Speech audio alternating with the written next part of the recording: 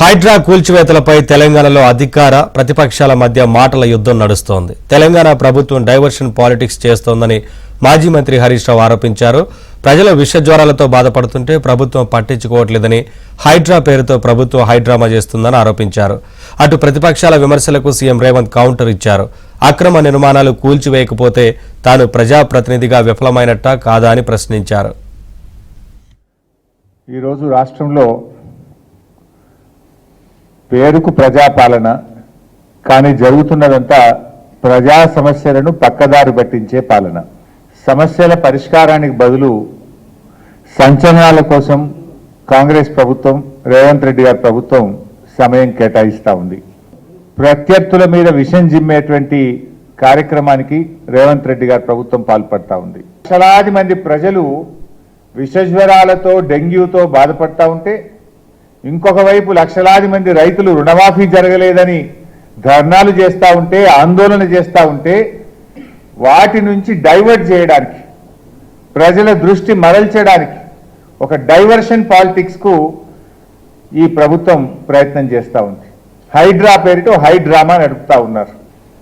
కానీ ఇలా రేవంత్ రెడ్డి గారు కొంతమందిని టార్గెట్ పెట్టుకొని ఇలా ఆయన పార్టీలో చేరాలి, అయితే కండువా కప్పుకోండి, లేకపోతే మిమ్మల్ని ఇబ్బంది పెడతాం, మీ మీద అక్రమ కేసులు పెడతాం, మీ ఆస్తులు కూల్చేస్తాం అనే ధోరణితో ఇలా రేవంత్ రెడ్డి గారి ప్రభుత్వం పనిచేస్తూ ఉంది. ఈ ప్రజలకు కోట్లాది మంది దాహార్తిని తీర్చే ఈ యొక్క చెరువులను శ్రీమంతులుగా, గొప్ప వ్యక్తులుగా ఉన్న వాళ్ళు వాటి పక్కనే ఫామ్ హౌజ్ల పేరు నిర్మించుకొని వాళ్ళ డ్రైనేజ్ కాలువలు తీసుకెళ్ళి గండిపేటలో కలిపినారు. నేను ఇక్కడ వేదిక మీద ఉన్న పెద్దలతో పాటు ఇక్కడ వచ్చిన భక్తులను నేను ఒకటే మాట అడగదలుచుకున్నా. ఇవాళ వాళ్ళ విలాసవంతమైన జీవితం కోసం నిర్మించుకున్న ఫామ్ హౌజ్ల నుంచి వచ్చే డ్రైనేజ్ గండిపేటలో హిమాయత్ సాగర్ తాగునీటిలో కలిపితే ఆ నీళ్లు హైదరాబాద్ నగరానికి తాగడానికి సరఫరా చేస్తుంటే, వాళ్ళు నిర్మించిన అక్రమ నిర్మాణాలను వదిలేస్తే ఇక నేను ప్రజాప్రతినిధిగా విఫలమైనట్ట కాదా మీరు ఒక్కసారి ఆలోచన చేయండి. అందుకే ఒత్తిడి వచ్చినా, మిత్రులకు ఫామ్ హౌజులు ఉన్నా ఏవీ వదలకుండా హైడ్రా అనే ఒక సంస్థను ఏర్పాటు చేసి,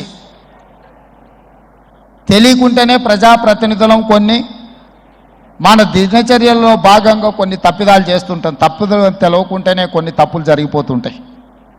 మరి ఆ ఖాతాను సవరించుకోవడానికి, ఆ బ్యాలెన్స్ షీట్ను సవరించుకోవడానికి తెలిసి కొన్ని మంచి పనులు చేయాలని నేను ప్రగాఢంగా విశ్వసిస్తున్నా, నమ్ముతున్నా.